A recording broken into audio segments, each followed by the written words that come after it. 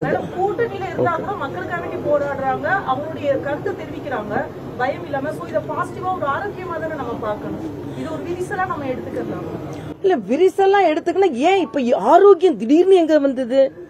3 வருஷமா அப்பனா ஆரோக்கியமா இருந்து இப்ப ஆரோக்கியம் இல்லாம மாறிடுச்சு. அதான் நம்மளோட கேள்வி.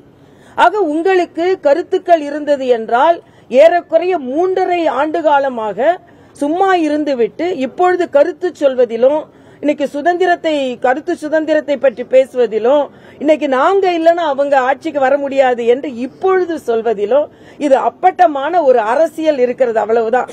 அதிகப்படியான இடங்களை பெறுவதற்காக இருக்கலாம். இது துணை முதலமைச்சராக வர வேண்டும் என்ற கோரிக்கை அவங்க வைக்கல. நான் ஏறக்குறைய 3 மாதங்களுக்கு முன்னாலேயே RK நகர்ல பேசும்போது நான் சொன்னேன், துணை முதலமைச்சர் சமூக நீதியை பற்றி பேசிக் கொண்டிருக்கும் முதலமைச்சர் அவர்கள் ஏன் துணை முதலமைச்சராக திருமாவளவன் போன்றவர்களை ஏன் அவர்கள் சிந்திக்க கூடாது என்று நான் ஒரு 3 மாதத்திற்கு முன்னாலே கேட்டிருக்கிறேன். ஏன்னா சமூக நீதியை பற்றி பேசிக் கொண்டிருக்கிறார்கள்.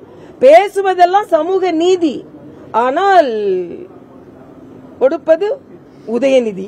அவ்வளவுதான். திராவிட முன்னேற்ற கழக ஆட்சி இப்பொழுது சரியான பாதையில் போய்கொண்டிருக்கிறதா என்று இல்ல, கவுண்டர் பண்றாங்களா என்கவுண்டர் பண்றாங்களான்னு நமக்கு இப்ப சந்தேகமா இருக்கு.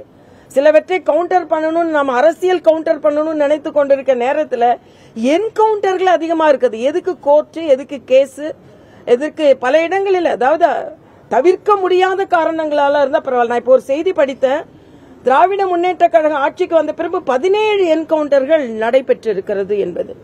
இது மிக அதிர்ச்சி அளிக்கக்கூடியதாக ஒன்றாக இருக்கிறது. ஆக இது விசாரிக்கப்பட வேண்டும், குற்றவாளிகள் வெளிக்கொணரப்பட வேண்டும், குற்றம் வெளிக்கொணரப்பட வேண்டும். அப்படி இல்லாம இது குற்றவாளிகளை யாரையோ காப்பாற்றுவதற்கு இதெல்லாம் நடைபெறுகிறதோ என்ற ஒரு அச்சமும் நமக்கு வருகிறது. ஆக சட்டம் ஒழுங்கு சரியில்லை. இன்னைக்கு கஞ்சா பழக்கம் தலைவிரித்து ஆடிக்கொண்டிருக்கிறது. பாலியல் குற்றங்கள் தமிழகத்தில் அதிகம் நடந்து கொண்டிருக்கிறது.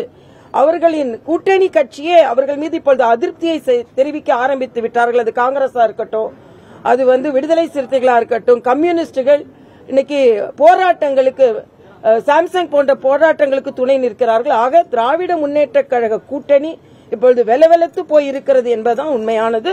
அதனால அவங்க ஆட்சியில சரியான கவனம் செலுத்தவில்லையோ என்ற எண்ணம் எனக்கு தோன்றுகிறது. விளையாட்டுத்துறையில சிறந்து விளங்கியதால அவங்களுக்கு சென்னையில ஒரு திருவுருவ சிலை வேணும் அப்படின்னு ஒரு கோரிக்கை இருக்குது.